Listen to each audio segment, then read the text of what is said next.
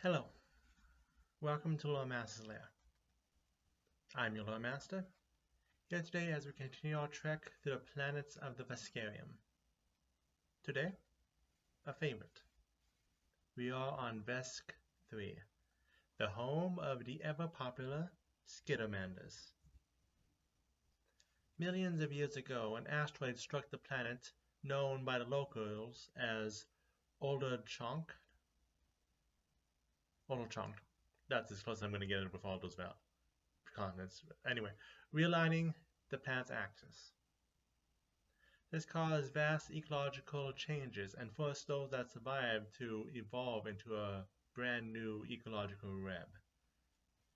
Many creatures, including those the Skittermander referred to as the Forerunners, became extinct.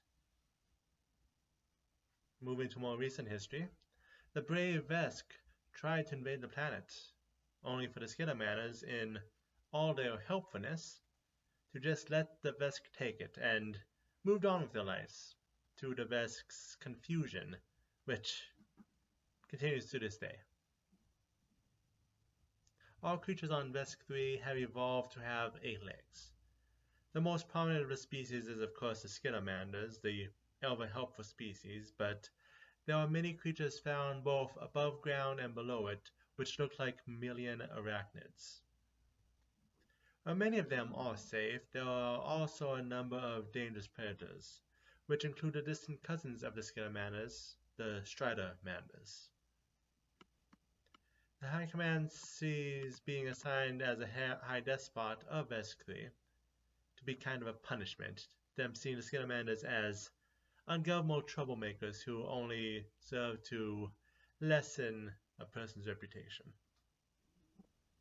This is why the only non-Vesk to currently be on the Council of Despots, Teret Kahan of the Pather, is assigned to the planet. For the Skittermanders, their society is not eusocial, but they are a few steps more closer than even humans. They are born with keen instincts to cooperate with each other, and they crave community on a primal level. This has led them to working to help others at all times. This is something the Vesk has taken advantage of, but the Skittermanders seem happy with the technology and advances they get on their end. Mostly.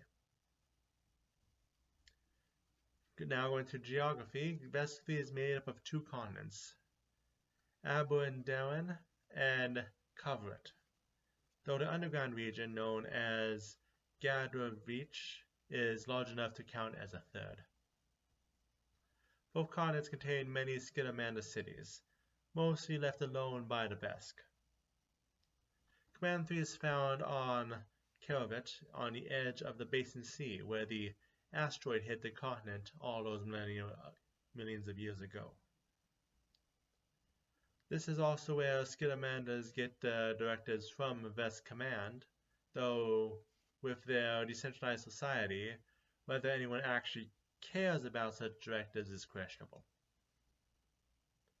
Just to the south of the continent is an island where the second largest military base on the planet, and known black site, Toathavo, is found. On Aberandaran,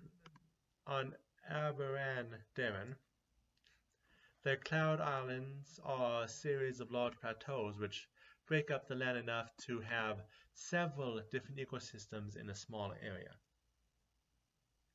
Tivtiet is a luxury resort in the middle of the Vermilion Sea, sea pink in color, with the problem being that that island is a Skittermander holy site, and the resort is one of the only problems Skittermanders butt head with their conquerors with.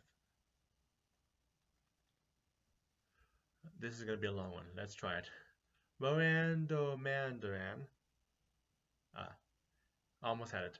Morandomandaran, blah blah, is the oldest city. Is the oldest. Now I messed up because I was trying to pronounce the name. Is the oldest Skittermander city, which rests on the northern shore of the Vermilion Sea.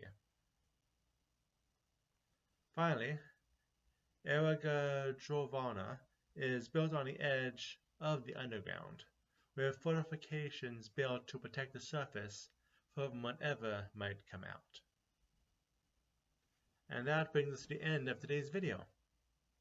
We are on the edge of changing of a galaxy, and the Galaxy Guide has already given us a taste of what is to come.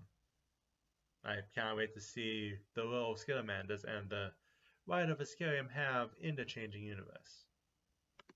Next week, with Shining Kingdoms just around the corner, we'll be looking at an organization we know is involved. See you then.